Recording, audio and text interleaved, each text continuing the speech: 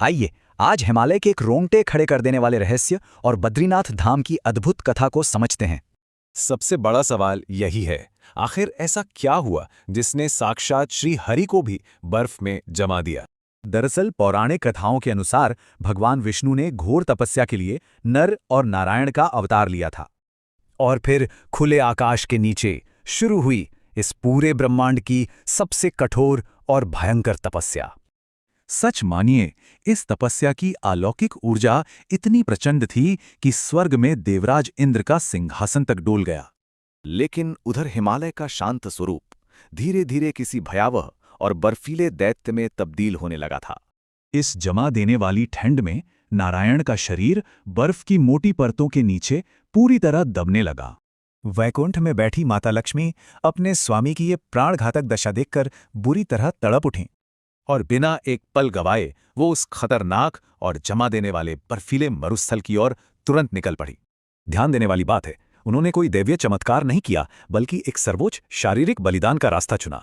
नारायण की रक्षा के लिए माता लक्ष्मी ने खुद को एक विशाल बद्री यानी बेर के वृक्ष में बदल लिया। और फिर हजारों सालों तक वो हर बर्फीले तूफान को सहते हुए एक अभेद्य ढाल बनकर वहां डटी रहीं। सारे विनाशकारी तूफान उन्होंने खुद पर झेले, लेकिन नारायण के शरीर पर बर्फ का एक कण भी नहीं गिरने दिया। कई युगों बाद जब नारायण की गहन समाधि आखिरकार टूटी, तो वहां एक बेहद भावुक कर देने वाला दृश्य था। माता लक्ष्मी पूरी तरह बर्फ से ढकी थीं और उनका शरीर सूख कर एकदम काटा हो चुका था।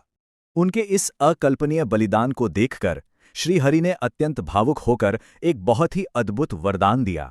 चूंकि माता बद्री वृक्ष बनी थी, इसलिए आज से नारायण बद्रीनाथ कहलाएंगे, यानी बद्री के स्वामी।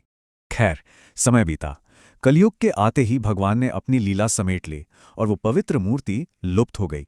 वो दिव्य प्रतिमा अलकनंदा की लहरों के नीचे नारद कुंड के जमा देने वाले पानी में समा गई।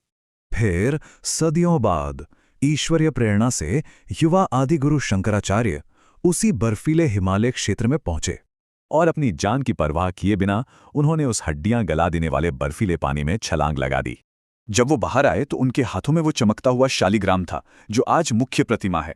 सच में ये पूरी कथा उस निस्वार्थ प्रेम और बलिदान की पराकाष्ठा का एक जीता जागता प्रमाण है। सोचने वाली बात है, ये बर्फीली घाटी आज भी भक्ति और प्रेम की अमर अग्नि से कैसे प्रज्वलित है। बद्री विशाल के दर्शन करते समय हमें हमेशा ये याद रखना चाहिए कि ये वो स्थान है जहां प्रेम और त्याग ने साक्षात भगवान को भी एक नई पहचान दी थी। इस विचार पर जरूर मनन कीजिएगा। साथ जुड़ने के लिए बहुत